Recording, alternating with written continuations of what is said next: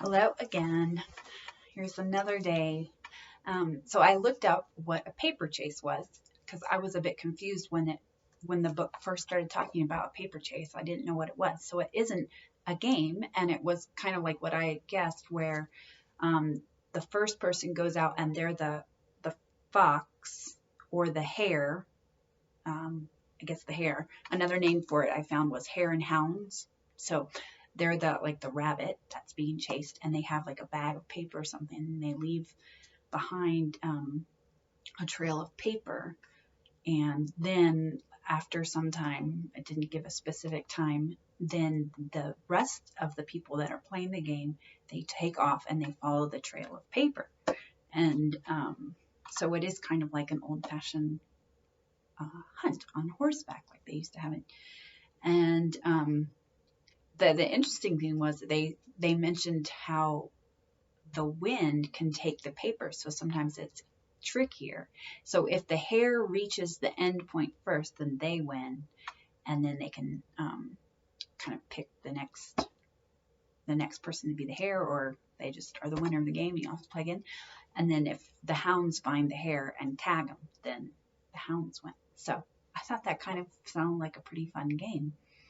And the other thing, another one site, I can't remember which site I said if you're playing it in like an urban environment, you can make chalk marks instead of leaving paper behind.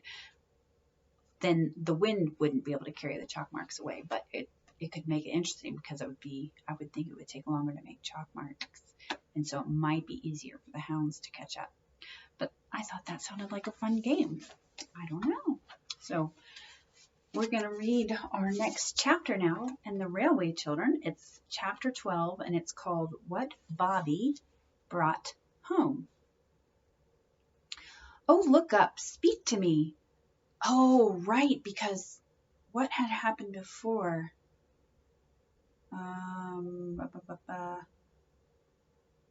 Who had... Oh, right, the boy in the red jersey. They found him fainting in the tunnel of the train tunnel. Oh, look up, speak to me, for my sake, speak, the children said the words over and over again to the unconscious hound in a red jersey, who sat with closed eyes and pale face against the side of the tunnel. What is ears with milk? Said Bobbie. I know they do it to people that faint with eau de cologne, but I expect milk's just as good. So they wetted his ears, and some of the milk ran down his neck under the red jersey. It was very dark in the tunnel. The candle end Peter had carried, and which now burned on a flat stone, gave hardly any light at all. Oh, do look up, said Phyllis. For my sake, I believe he's dead. For my sake, repeated Bobbie. No, he isn't. For any sake, said Peter. Come out of it. And he shook the sufferer by the arm. And then the boy in the red jersey sighed and opened his eyes and shut them again and said in a very small voice, Chuck it. Oh, he's not dead, said Phyllis. I knew he wasn't, and she began to cry. What's up? I'm all right, said the boy. Drink this, said Peter, firmly thrusting the nose of the milk bottle into the boy's mouth. The boy struggled, and some of the milk was upset before he could get his mouth free to say, What is it? It's milk, said Peter. Fear not. You are in the hands of friends. Phil, you stop bleeding this minute. Do drink it, said Bobbie gently. It'll do you good. So he drank, and the three stood by without speaking to him. Let him be a minute, whispered Peter. He'll be all right as soon as the milk begins to run like fire through his veins. He was. I'm better now, he announced. I remember all about it. He tried to move, but the movement ended in a groan. Bother. I believe I've broken my leg, he said. Did you tumble down? Asked Phyllis, sniffing. Of course not. I'm not a kitty, said the boy indignantly. It is one of those beastly wires tripped me up, and when I tried to get up again, I couldn't stand, so I sat down. Gee willikins, it does hurt, though. How did you get here? We saw you all go into the tunnel, and then we went across the hill to see you all come out. And the others did, all but you, and you didn't, so we are a rescue party, said Peter with pride. You've got some pluck, I will say, remarked the boy. Oh, that's nothing, said Peter with modesty. Do you think you could walk if we helped you now? I could try, said the boy. He did try, but he could only stand on one foot. The other dragged in a very nasty way. Here, let me sit down. I feel like dying, said the boy. Let go of me. Let go quick. He lay down and closed his eyes. The others looked at each other by the dim light of the little candle. What on earth? Said Peter. Look here, said Bobbie quickly. You must go and get help. Go to the nearest house. Yes, that's the only thing, said Peter. Come on. If you take his feet and Phil and I take his head, we could carry him to the manhole. They did it. It was perhaps as well for the sufferer that he had fainted again.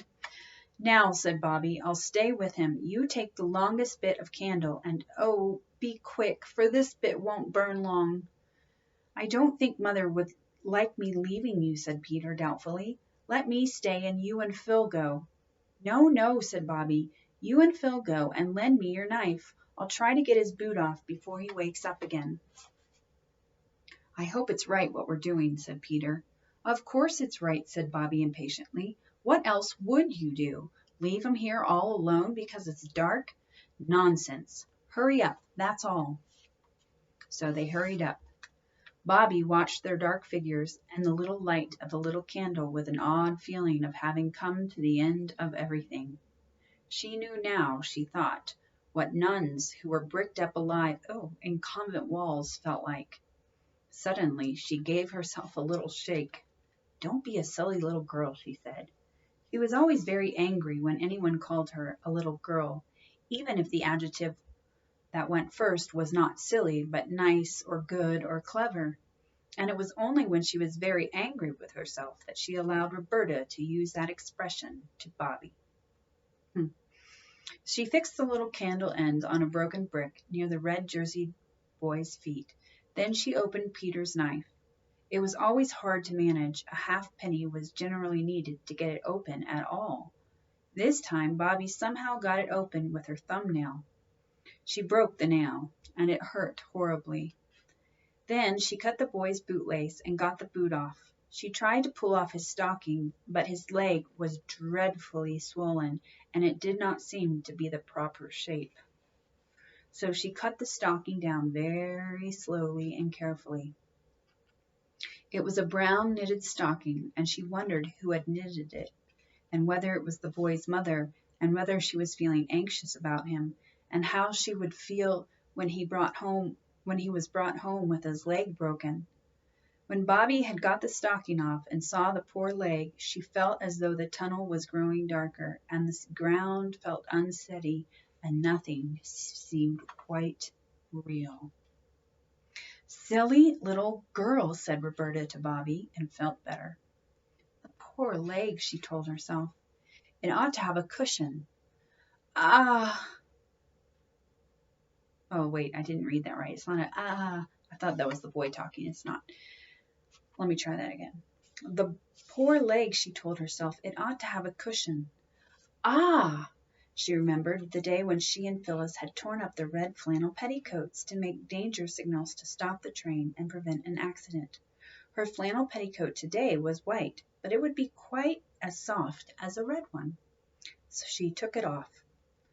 Oh, what useful things flannel petticoats are, she said. The man who invented them ought to have a statue directed to him. And she said it aloud because it seemed that any voice, even her own, would be a comfort in that darkness. What ought to be directed? Who to? Asked the boy suddenly and very feebly. Oh, said Bobbie, now you're better. Hold your teeth and don't let it hurt too much now. She had folded the petticoat and lifted his leg, laid it on the cushion of folded flannel. Don't faint again, please don't, said Bobbie, as he groaned. She hastily wetted her handkerchief with milk and spread it over the poor leg. "Oh, that hurts," cried the boy, shrinking. "Oh, no, it doesn't. It's nice, really." "What's your name?" said Bobbie. "Jim." "Mine's Bobbie." "But you're a girl, aren't you?" "Yes, my long name's Roberta." "I say, Bobbie." "Yes?" "Wasn't there some more of you just now?" "Yes, Peter and Phil. That's my brother and sister. They've gone to get someone to carry you out." "What rum names. All boys." "Yes, I wish I was a boy, don't you?" "I think you're all right as you are." "I didn't mean that. I meant, don't you wish you were a boy, but of course you are without wishing." "You're just as brave as a boy. Why didn't you go with the others?" "Somebody had to stay with you," said Bobbie. "Tell you what, Bobbie," said Jim. "You're a brick. Shake." He reached out a red jerseyed arm, and Bobbie squeezed his hand. "I won't shake it," she explained, "because it would shake you, and that would shake your poor leg, and that would hurt. Have you got a hanky?" "I don't expect I have." He felt in his pocket. "Yes, I have. What for?" She took it and wetted it with milk and put it on his forehead. "That's jolly," he said. "What is it?" "Milk," said Bobbie. "We haven't any water."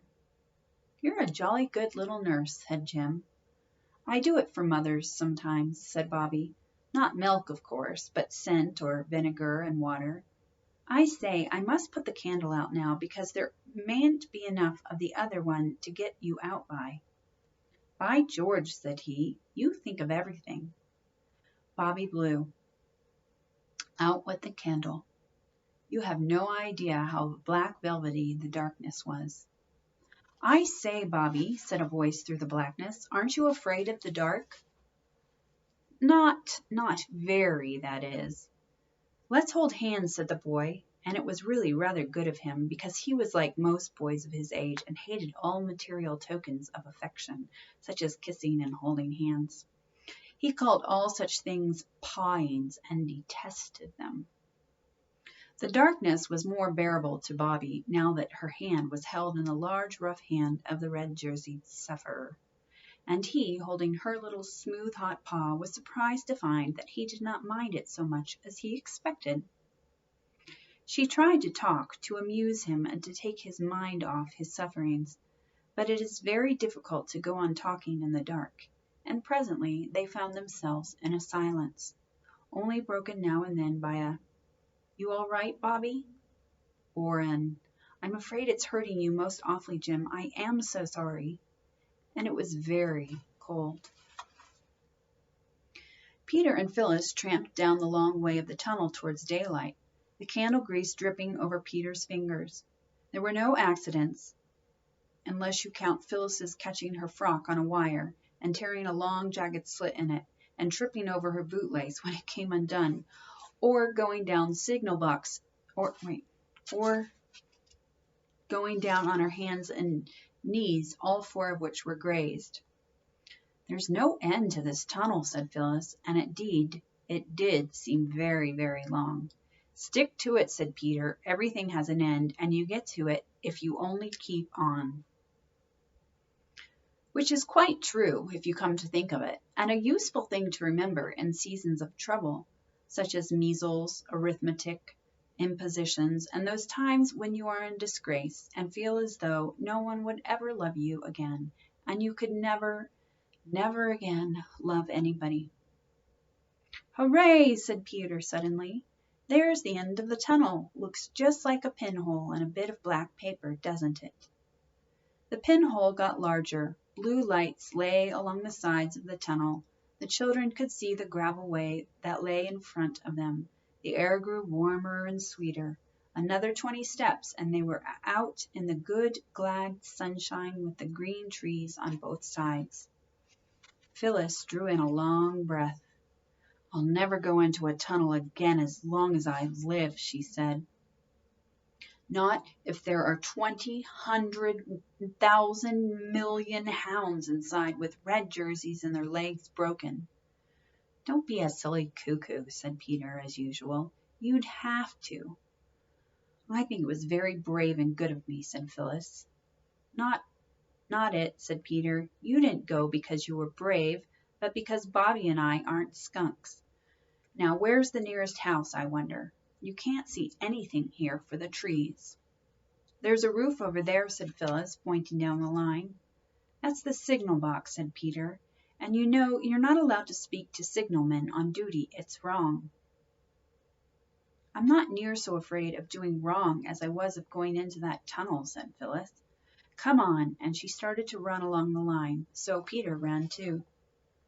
It was very hot in the sunshine, and both children were hot and breathless by the time they stopped, and bending their heads back to look up at the open windows of the signal box, shouted, "Hi!"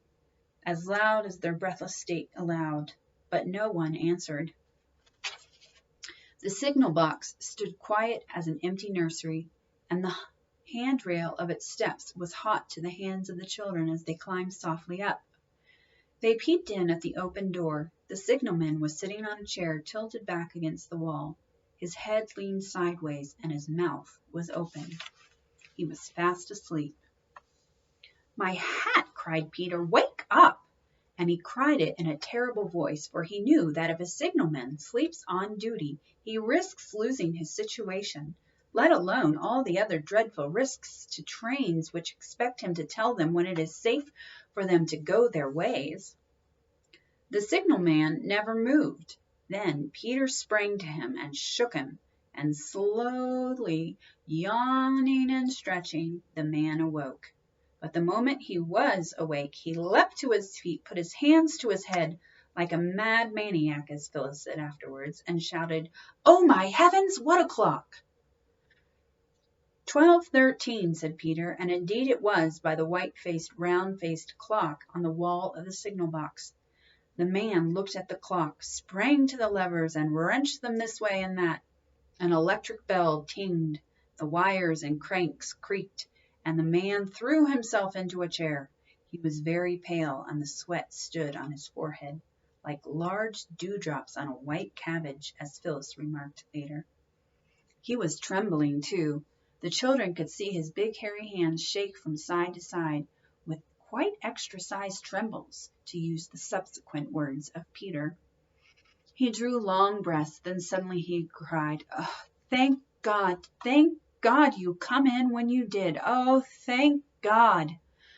And his shoulders began to heave, and his face grew red again, and he hid it in those large, hairy hands of his. "Oh, don't cry, don't," said Phyllis. "It's all right now." And she patted him on one big, broad shoulder, while Peter consciously thumped the other.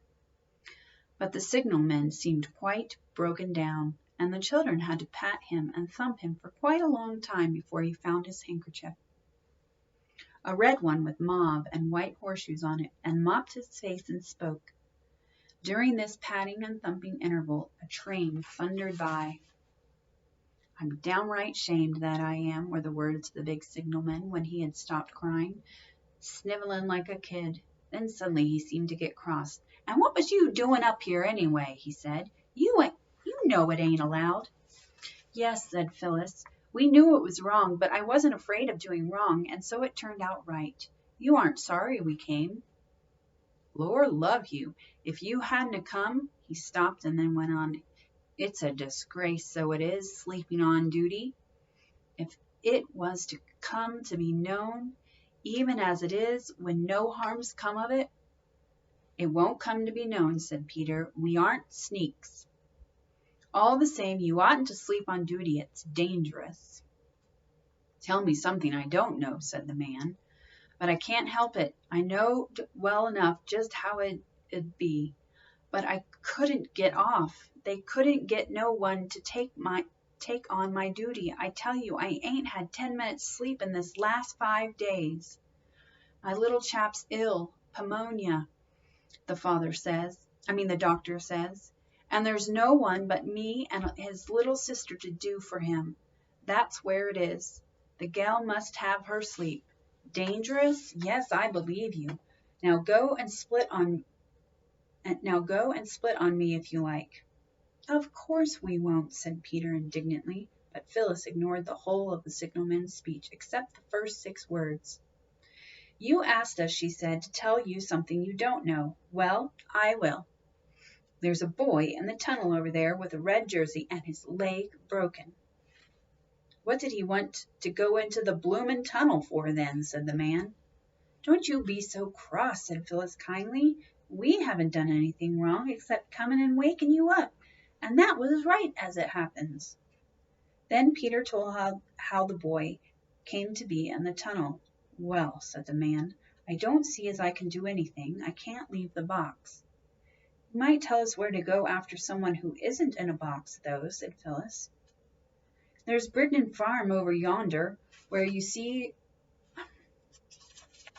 the smoke coming up through the streets," said the man, more and more grumpy as Phyllis noticed. "Well, goodbye then," said Peter. But the man said, "Wait a minute." He put his hand in his pocket and brought out some money, a lot of pennies and 1 or 2 shillings and sixpences and half a crown.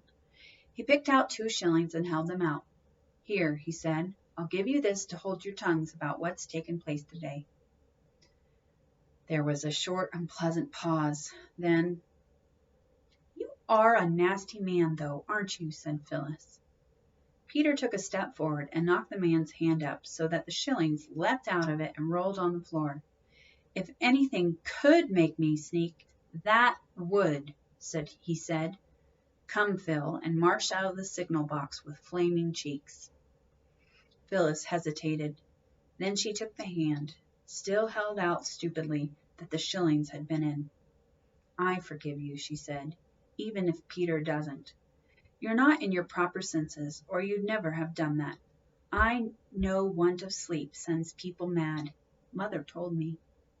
I hope your little boy will soon be better, and—" "Come on, Phil," cried Peter angrily. "I give you my sacred honor word we'll never tell anyone. Kiss and be friends," said Phyllis, feeling how noble it was of her to try to make up a quarrel in which she was not to blame. The signalman stooped and kissed her. "I do believe I'm a bit off my head, Missy," he said. "Now run along home to Mother. I didn't mean to put you about. There." So Phil left the hot signal box and followed Peter across the fields to the farm. When the farm men, led by Peter and Phyllis and carrying a hurdle covered with horse cloths, reached the manhole in the tunnel, Bobbie was fast asleep, and so was Jim, worn out with the pain, the doctor said afterwards. "Where does he live?" the bailiff from the farm asked, when Jim had been lifted onto the hurdle. "In Northumberland," answered Bobbie. "I'm at school at Maidbridge," said Jim. "I suppose I've got to get back there somehow." "Seems to me the doctor ought to have a look in first," said the bailiff. "Oh, bring him up to our house," said Bobbie. "It's only a little way by the road. I'm sure Mother would say we ought to. Will your ma like you bringing home strangers with broken legs?" "She took the poor Russian home herself," said Bobbie. "I know she'd say we ought." "All right," said the bailiff. "You ought to know what your ma is like. I wouldn't take it upon me to fetch him up to our place without I ask the missus first, and they call me the master too." "Are you sure your mother won't mind?" whispered Jim. "Certain," said Bobbie. "Then we're to take him up to Three Chimneys," said the bailiff. "Of course," said Peter. "Then my lad shall nip up to the doctor's on his bike and tell him to come down there. Now, lads, lift him quiet and steady. 1, 2, 3. Thus it happened that Mother, riding away for dear life at a story about a duchess, a designing villain, a secret passage, and a missing will, dropped her pen as her workroom door burst open and turned to see Bobbie, hatless and red with running. "Oh, Mother," she cried, "do come down. We found a hound in a red jersey in the tunnel, and he's broken his leg, and they're bringing him home." "They ought to have taken him to the vet," said Mother, with a worried frown. "I really can't have a lame dog here." "He's not a dog, really. He's a boy," said Bobbie, between laughing and choking. "Then he ought to be taken home to his mother." "His mother's dead," said Bobbie, "and his father's in Northumberland. Oh, Mother, you'll be nice to him." "I told him I was sure you'd want us to bring him home. You always want to help everybody." Mother smiled, but she sighed too. "It is nice that your children should believe you willing to open house and heart to any and everyone who needs help. But it's rather embarrassing sometimes, too, when they act on their belief. Oh, well, said Mother, we must make the best of it. When Jim was carried in, dreadfully white and with set lips whose red had faded to a horrid bluey violet color, Mother said, I am glad you brought him here. Now, Jim, let's get you comfortable in bed before the doctor comes. And Jim, looking at her kind eyes, felt a little warm, comforting flush of new courage. It'll hurt rather, won't it? He said. I don't mean to be a coward. You won't think I'm a coward if I faint again, will you? I really and truly don't do it on purpose, and I do hate to give you all this trouble. Don't you worry, said Mother. It's you that have the trouble, you poor dear, not us. And she kissed him just as if he had been Peter. We love to have you here, don't we, Bobbie?